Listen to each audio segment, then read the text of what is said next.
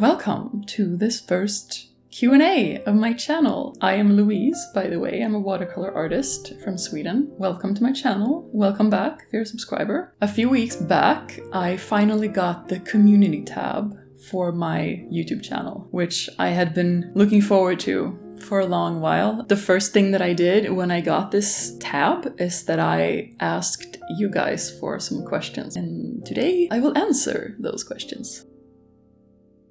The first question is from Jano, and it contains several great questions actually. The first one is, what inspired me to start painting? I guess what got me inspired from the very beginning was my mom. She's an artist as well. She paints acrylic paintings, and she's an art director and an illustrator, and she's done that most of her life, and she's made a career into it. She is a freelance art director. She's the one that inspired me from the beginning to get into it, and we also have other artists in my family. My aunt is also very artistic and really great painter. My cousin, also super talented tattoo artist. It was never my plan to join the ranks and become an artist. It's just something I've always enjoyed doing. And the other part of it is birds. Birds inspired me to start painting and drawing. I've adored birds for a really long time. I found that painting them was a great way for me to channel all of that love into something physical to manifest it in reality. And so birds inspired me. And then I guess the third part of it is other artists. For example, there's a Swedish watercolor artist who paints birds named Carl Mortens. I mentioned him in my home art studio tour because I have one of his books. This book right here. He makes these beautiful, big, intuitive watercolor paintings of birds. He's really into Japanese archery and Zen meditation and that sort of stuff. And so he meditates on a particular bird, and he sees it in his mind's eye, and then he just paints it. I mean, what he does to me is like a magic trick. He's like a wizard. And I was curious one day and just did a YouTube search for him. And there was this video of him in his studio explaining his process and painting these birds. And I guess that's where my real drive and inspiration to become an artist started, because I felt like I want to be a wizard too, you know? He's what got me into watercolor as well, because I don't know if I would have tried doing birds in watercolor otherwise. He's probably my biggest inspiration for the particular style of art that I do now. Hope that answered your question. The next one, also from Jano, is who are my favorite artists and YouTubers? And that is a big question. That is actually a whole other video in itself,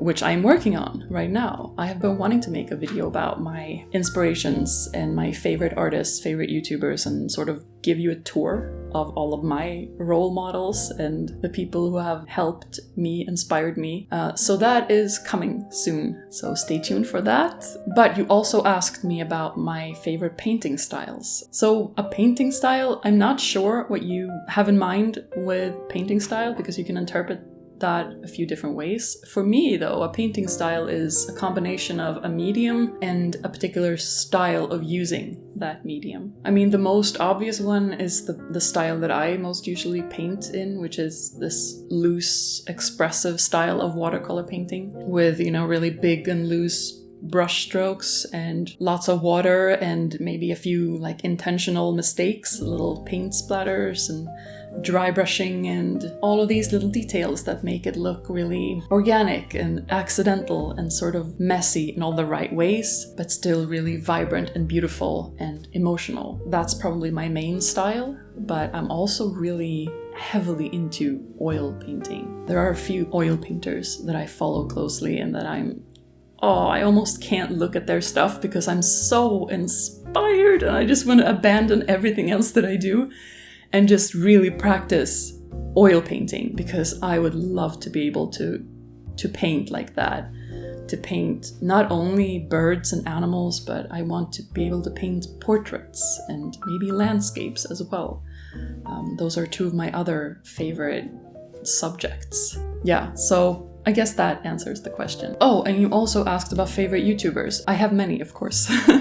Many favorite YouTubers. I don't only follow art YouTubers. I follow a lot of different YouTubers, like more traditional just vloggers, like countryside vloggers. I follow a lot of like witchy stuff, and I follow a lot of really big like gaming YouTubers too, gaming streamers. And they all inspire me in different ways. And yeah, I will show them in an upcoming video as well. And the next question, also from the same person, from Well Yano, is, are you a minimalist? I really like your uncluttered studio. Well, thank you for that. I would not consider myself like a true minimalist, at least not compared to the other minimalists out there on like YouTube who are really serious and like have no furniture. But I am a very organized and tidy person, and I like getting rid of unwanted stuff. I guess I'm like the opposite of a hoarder.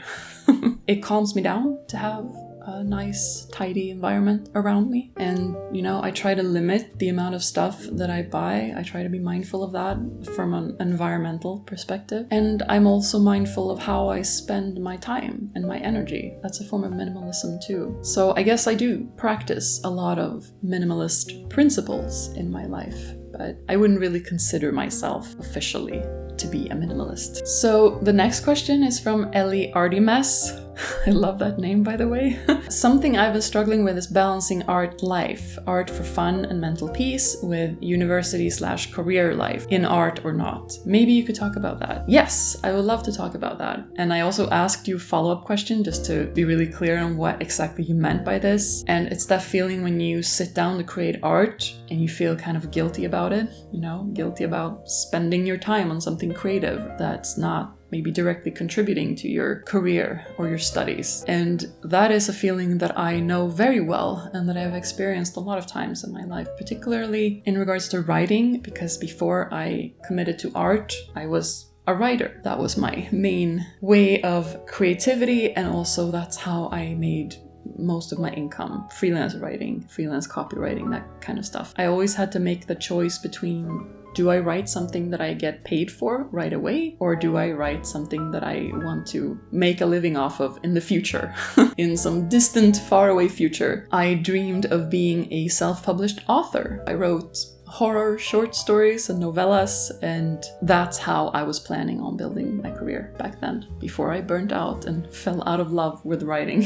Fiction writing is really difficult to make a living off of right away. And I guess it's the same with art, especially if you're painting like traditional paintings. You have to put in a lot of work up front, and you might have to do that for a long time before it's actually something that can sustain you. I think it might be easier if it's something that you really only do as a hobby, if you do it for relaxation. I recently made a video about art as self-care, as just a sort of therapeutic, relaxing practice. But I think it's more difficult when it's something that you might want to pursue as a career in the future. I think it's just a matter of being really mindful in how you plan your time by setting goals for your art long term, and then boiling that down to what it would look like on a weekly basis. So for example, if I was studying full time or if I was working full time, I would just get really clear on what my goals are and what the different steps to that goal are, doing lots of practicing to get good at my craft and to sort of like develop my style. And I would need to build like a body of work so that I have something to show.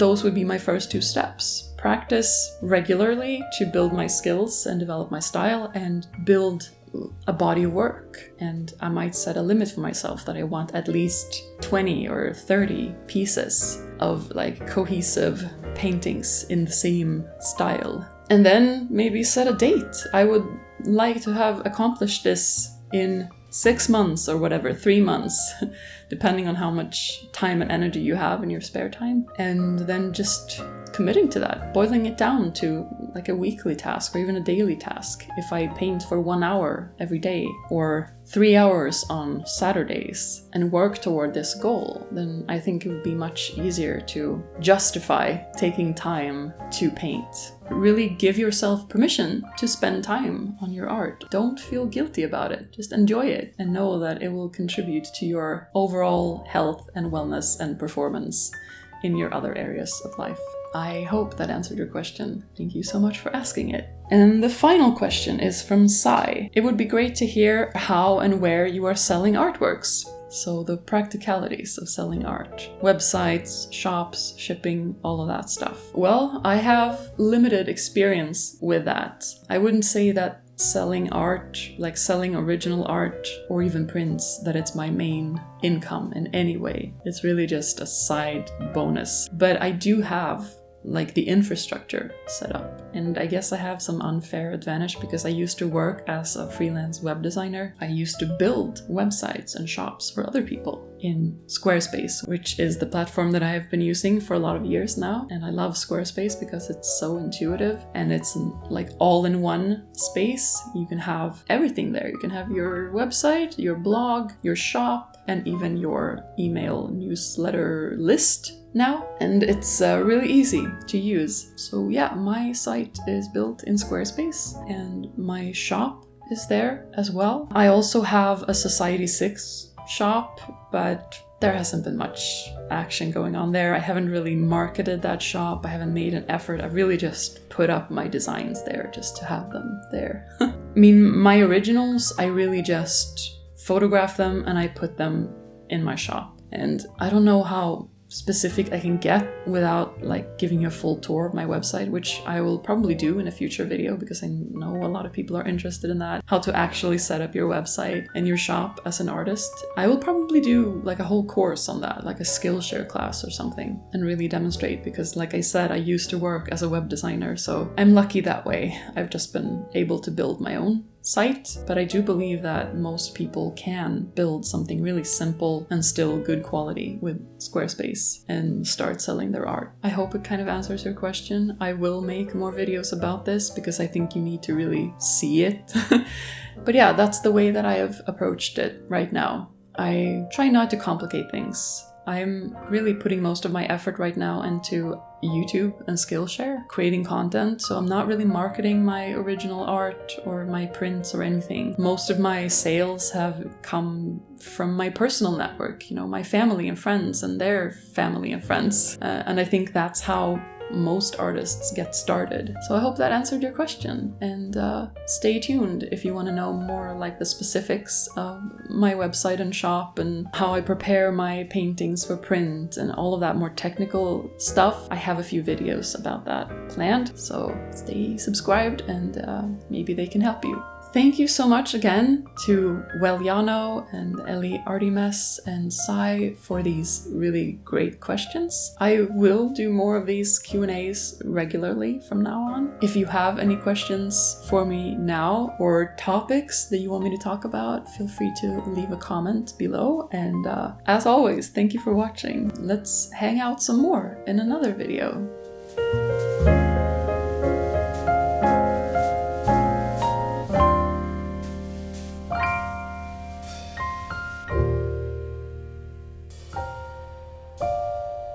Bye.